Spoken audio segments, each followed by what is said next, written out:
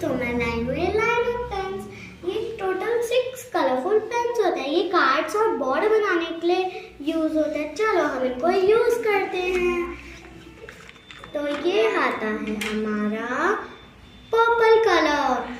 अब हम purple colour को बनाएंगे। वाह, ये तो कितना सुंदर है, हार्ट्स वाला। अब हम बनाएंगे रेड कलर। वाह, ये भी कितना सुंदर है, तो स्टार्स वाला है।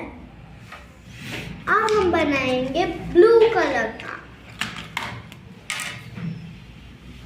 वाह, ये तो डॉटेड लाइंस हैं। अब हम बनाएंगे ऑरेंज कलर का। वाह, ये तो अच्छी सी लाइंस बन गई। अब हम बनाएंगे ग्रीन कलर का। वाह, ये तो जिगजैग लाइंस हैं। देखा कितने ब्यूटीफुल